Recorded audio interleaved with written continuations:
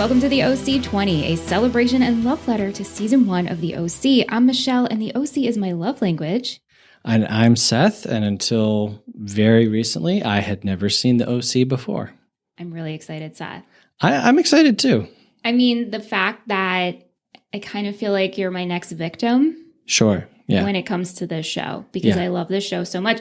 And the reason we're doing this is because it's the 20th anniversary. Right. Since the OC premiered. Which makes me feel very old. I'm older than you, so I feel even older. I remember when the show was on the air, because I share a name with Seth Cohen. And my only experience with the show was random people would be wearing shirts that say like I Heart Seth, or they'd have like little pins that say I Heart Seth. And I would walk up to them and be like, "Oh, you do?" And they'd be like, "What?" And I'd be like, your shirt, that's me. So that's all that I know about it. But I was very aware of it at the time, for sure. Yeah. This is kind of what it feels like every week for me, showing you a movie that you've never seen. And it's like, yes. And I always say, if nothing else comes to this show, at least I got someone else to watch, fill in the blank. Right. And that's exactly how I feel about the OC. Yeah. It's a good feeling. It's a great feeling. And even so much more so the fact that you enjoyed it. I did. You watched it twice through. I did. Just season 1. Just season 1. Yes. So I'm aware that there are some large changes. The thing that I've heard from people who have watched the show is that there's 4 seasons. Correct. Season 3 and 4 get weird, which I don't know what that could possibly mean. Do they start doing like musical numbers? There is no musical number. No. Yeah. No. So I don't know what that could mean. Because the show is already a little outlandish in some of its storylines. But I don't know anything beyond season 1. So I very much enjoy season 1. So I can say that. Season 2, 3, 4, maybe not. Okay. Well, I'm going to tell you a little bit my relationship with this show. Absolutely. Which I think you know parts, but maybe if we have new listeners joining us. So I discovered this show when it first aired in 2003, but I didn't watch the premiere. Okay. So I discovered it probably mid-season 1. Wow. Okay. Right. And wow. And it wasn't until later when I rewatched it with Anthony that I watched the first couple episodes that I missed. So when you say later, how much later? I would say, you mean like when I first started watching? Like you said, you rewatched it with Anthony. Yeah. When would that have been? That was summer of 2009. Wow. So the show was off. For 2 years, yeah. It ended in 2007. So you hadn't seen the beginning until the show was over? Yeah. Wow, okay. I really... That's interesting. I was trying to piece this together today, and I realized as I've gotten older, I'm remembering less and less, which scares me. Of course. You literally lose your life, yeah. Yeah, but I think I missed the first... somehow I saw the pilot later on, but there was maybe episode 2, 3, and 4 I missed until I rewatched it with Anthony, but I always knew what happened. Got it. And so... Well, this show does a good job of previously on the OC. Previously on the Valley. And then it shows you 10 years. The flashbacks are quite long. Yeah. So you understand what's going on. I definitely saw the TJ episode when that first aired.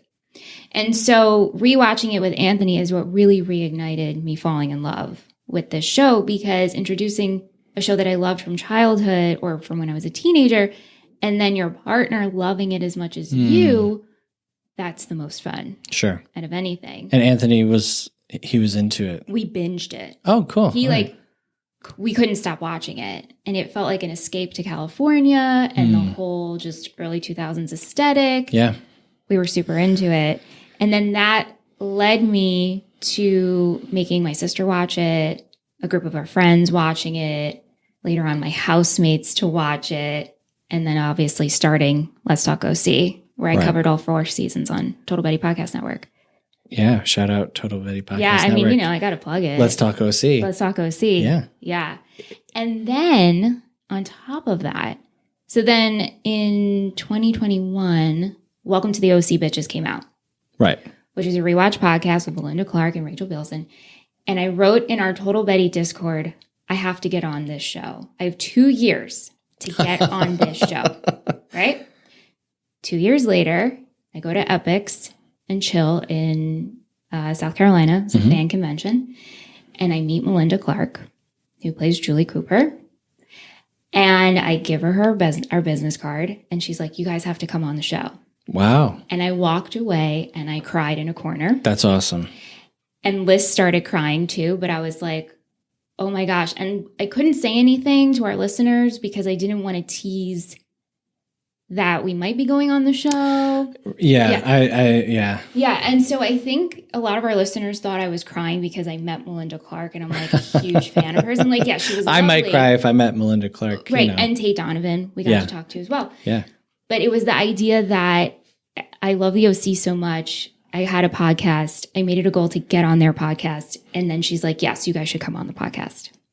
So then Anthony and I go to Italy in October and Liz sends me a DM. She's like, hi, I know you're away, but Melinda Clarke just asked us, can we do the podcast next week? And I was like, I leave the country for the first time. Oh my gosh. Yeah, right.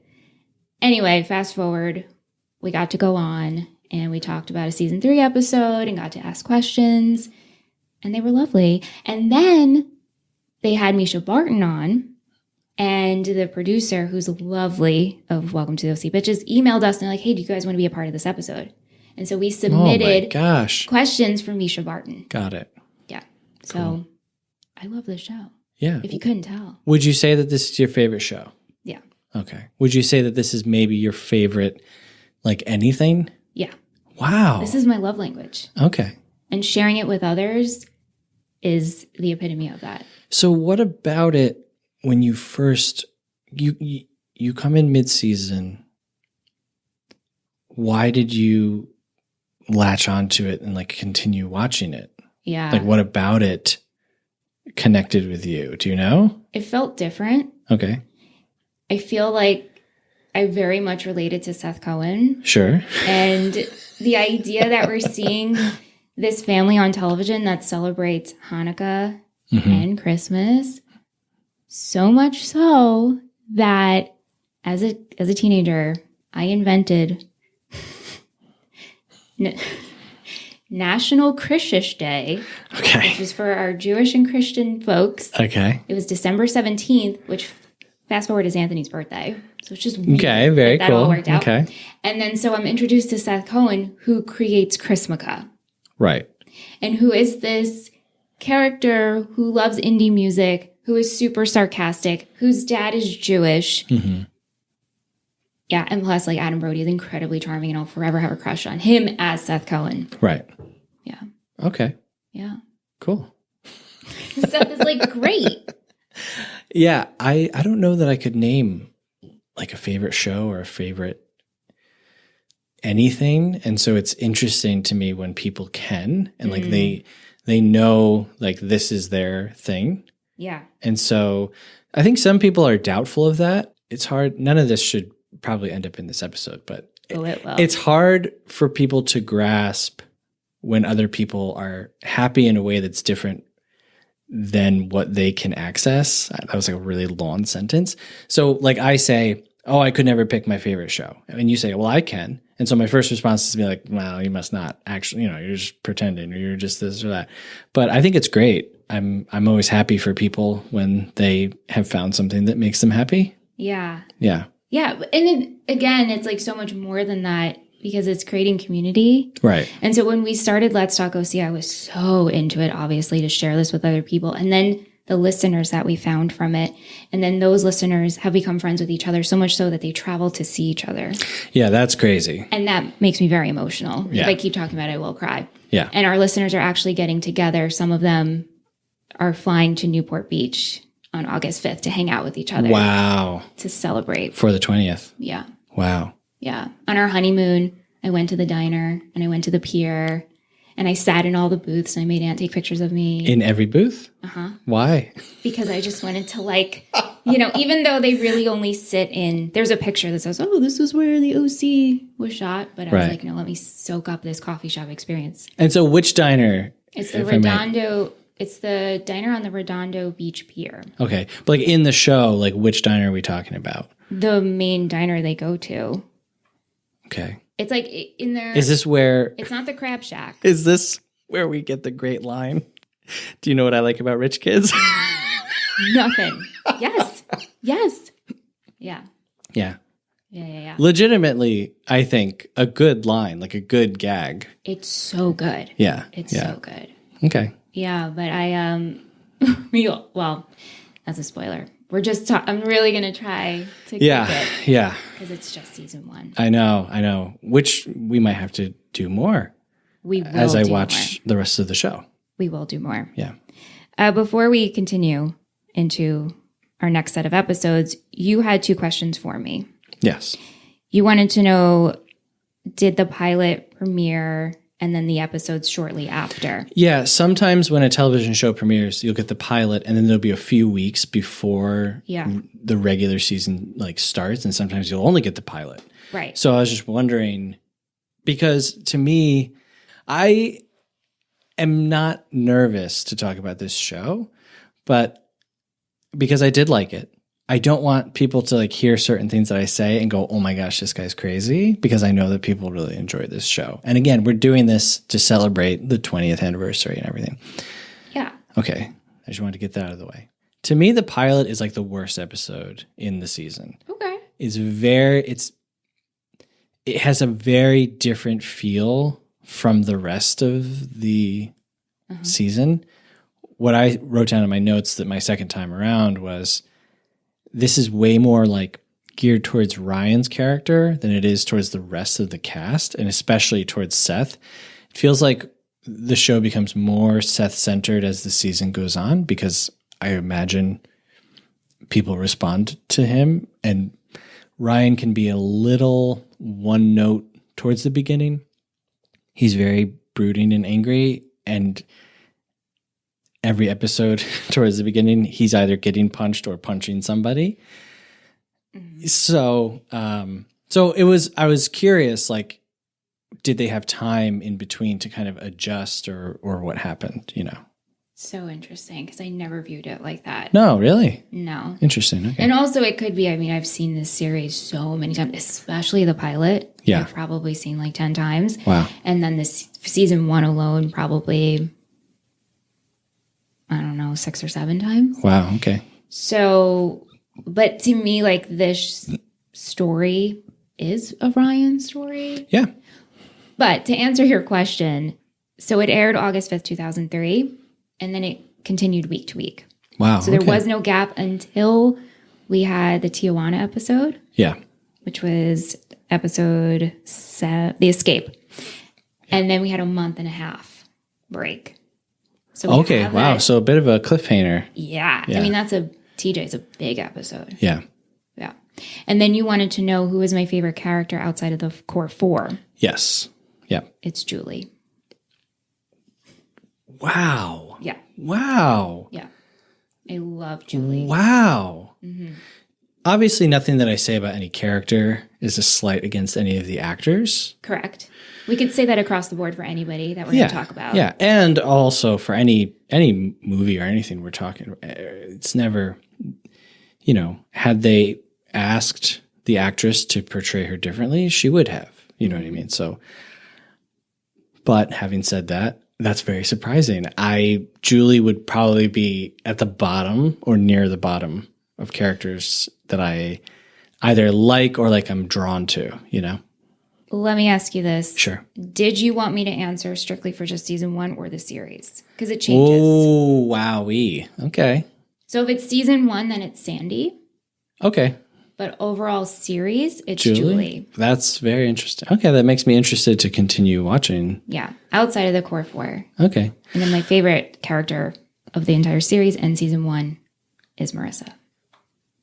Okay. Which we'll talk about Marissa in her episode. Yeah. Yeah. Do you want to kind of explain how we decided to break this down? I think you should really explain it.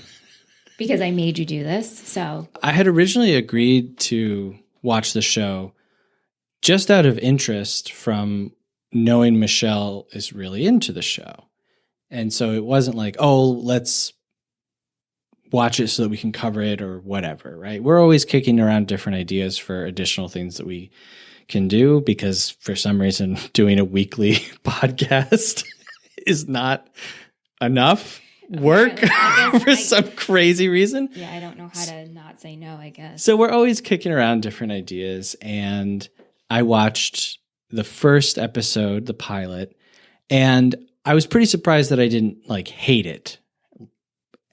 And I continued to watch a little bit more. And after watching the next few episodes, I had said to Michelle, we should do something on it. And so we figured out, are we going to do it episode by episode? That's 27 episodes. That's a lot. I had pitched doing it by like theme or whatever. And so what we kind of landed on was covering specific characters and their arc over the first season. And so a lot of stuff, if you've seen this whole show, which apparently everyone on Earth has, I talked to like different members of my family, and which, 2003, I was living at home. They were like, yeah, we used to watch the OC every week. What are you talking about? I apparently was the only one who wasn't watching this show. That's so wild to me that you didn't even catch it on TV once. No. The other thing I have to mention is that you're a diamond in the rough, because Seth has no idea what happens in the entire series. Yeah, he doesn't know what happens to characters. No. And the first season, the first season ends, and I legitimately don't know. I would assume that Luke would somehow find his way back to town, just because he's so interesting and he's involved with so many of the different characters. Oliver leaving, I can see him never coming back, but I can also see him coming back more evil than the first time. That could happen. We know that Seth is coming back. We know that Ryan is coming. Like, those things aren't really surprises, but I genuinely don't know what happens next. And I don't want to say like I pride myself, but I consume a lot of films, and a lot of movies follow the same structure in telling a story. Nothing wrong with that. It's not interesting. So after a while, in general, you can kind of put the pieces together of what's going to happen, at least the large pieces of what's going to happen. As I was watching the OC, episode 2, right? I was completely shocked at how that ended. I had no idea that Luke was going to fess up to being there. No idea that he was going to fess up to starting that really, really surprised me. And so it was really episode 2, the ending of that, where I was like, wow, that's, I didn't see that coming. Mm-hmm. And one of the things that I've heard criticizing this first season, which I actually think is one of its best strengths, is it packs in so many different storylines, and characters are going up and down, and who is relating to who in what way is changing each episode. You could have stretched this out over like 3 seasons, the amount of stuff that happens. And so just like Luke not staying like the bully ex-boyfriend over the whole season was very, very surprising to me. So yeah, I don't know. I don't know what's going to happen. Yeah. I'm going to watch. I didn't watch anything prior to recording this because... Sure. Yeah. But yeah, I'm definitely going to watch to see what happens. Like, as an OC fan, you meet someone and you talk about your favorite TV show. And it's like, oh, have you seen the OC? No, but I know so-and-so. That's always how the conversation goes. Oh, okay. Interesting. Yeah. Or, no, but I've seen it on this TV show, parodied this, whatever. And so yesterday when we were talking about our formula and how we're going to do this podcast, and you Googled something, which we'll get into in the Marissa episode, but I was like, oh my God, you totally are, like, if you are going to research it, you will find what's going to happen to characters. And so I was so nervous. And then you're like, no. And I was like, oh my God, please stay in your bubble. Yeah. And it's something very specific that I Googled, which we will talk about on the Marissa episode. Yeah. But yeah, I mean, I've developed into the type of person that I don't like to watch trailers. Right. I don't read any reviews. If I'm going to see a movie, I do not care what you think about it until after I have seen it. That's why it drives me crazy when people listen to our episodes before seeing the movie. Yeah, that's because I'm like, why would you do that? You're ruining. And so I will not look up. I'm not looking up anything on this show until I finish it. Yeah. And so I was telling Seth, I was like, I don't want to do a recap podcast. Like I've done that on Let's Talk OC. People who are going to tune into this, I'm assuming love the OC. Mm-hmm. They love you and they want to hear your perspective on the show. That's what I'm thinking over here. Sure. And they want to hear maybe some different takes. And so we decided on we're just going to do 5 episodes of different characters. Yeah. So. And I feel good about that. I feel good about that too. And the characters that, I had you pick 5 and I picked 5 and there was some overlap. And it might not be the 5 characters that you would think we would pick. Right. But I feel good about it. I do too. Yeah. I'm excited. Yeah. You were sending me your thoughts throughout your watch, which I loved. I loved that. Yeah, and I was like, we got to save this for when we talk. But again, we didn't have our formula. Plus, I always, if you're going to watch the OC for the first time, like send me the text. Like I want them. I don't care what time of day it is. Send them to me. That's always a really hard thing to negotiate between two people. Michelle and I are both like married. We have different lives and jobs. Michelle does 2 different shows on top of this one.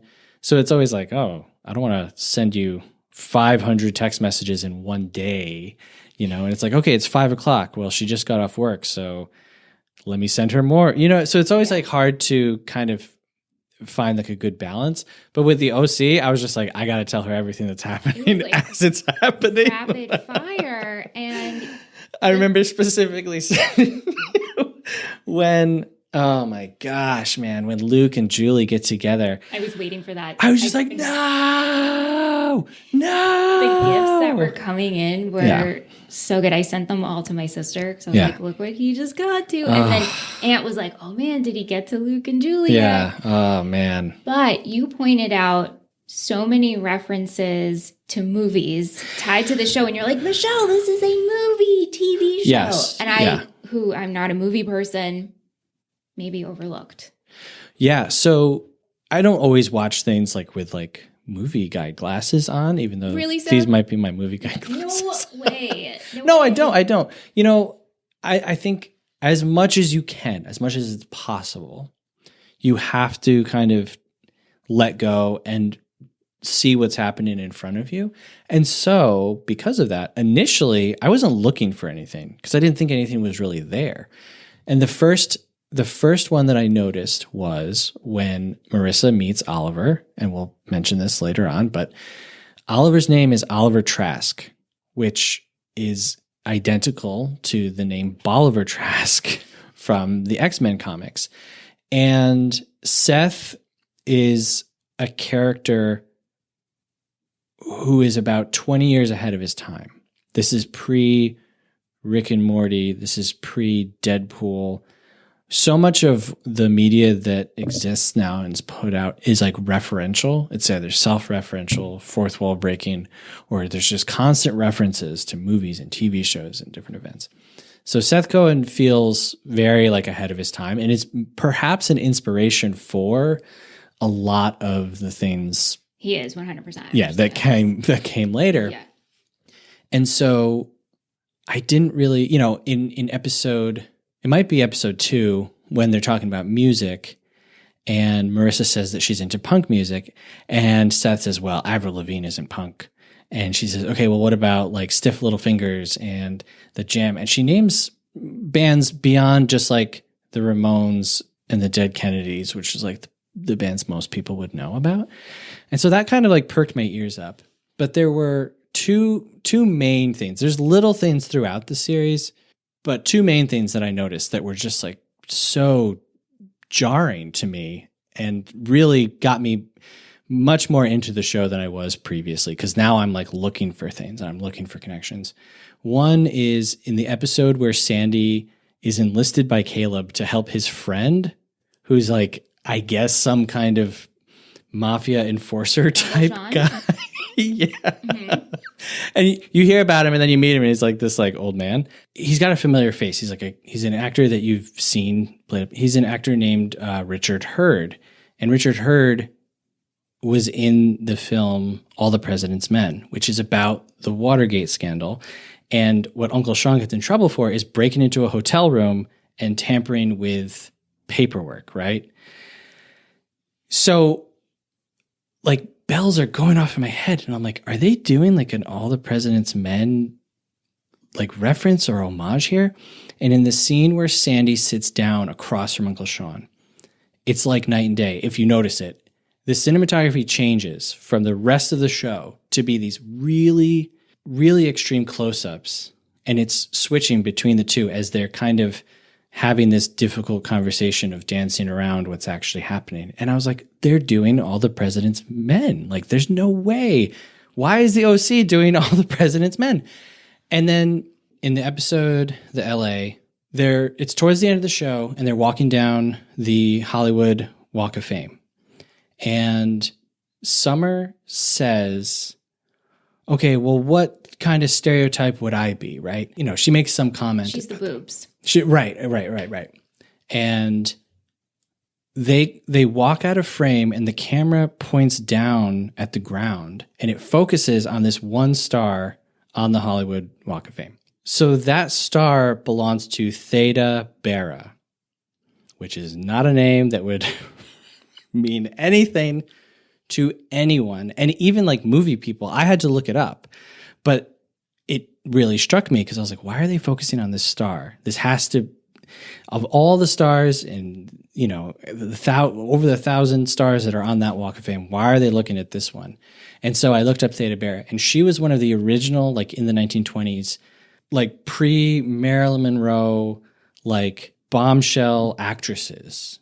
As they're saying this about Summer, and I was like, dude, that's such a weird, deep callback. And I tried Googling it. Like I tried to look up and see if anyone else had noticed any of these references. And as far as I know, I might be the first person to ever notice those things. No idea. And so those two in particular, I was like, okay, now I'm watching this show with like a magnifying glass. And yeah. Yeah.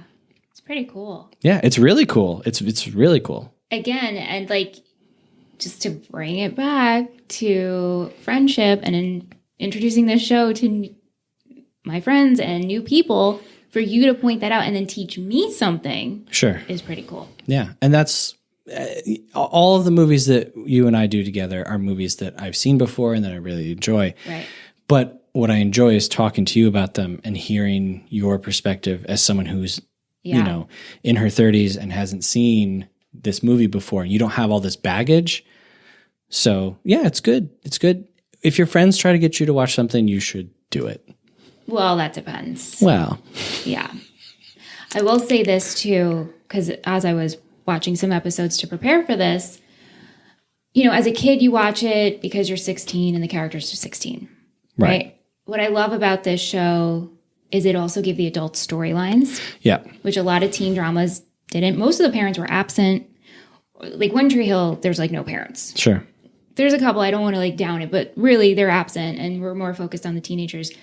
Now, as someone who's 36, I'm much more interested in Jimmy, Kirsten, Sandy. Yeah.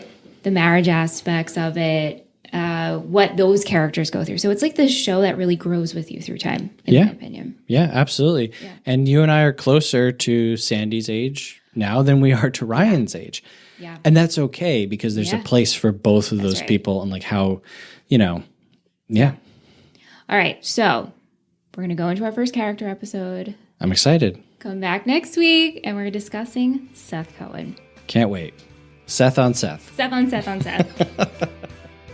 Thank you so much for listening to the OC20, a Movie Friends mini-series. If you like what you just heard and are curious about what else we do, visit moviefriendspodcast.com and follow Movie Friends Podcast on all social platforms.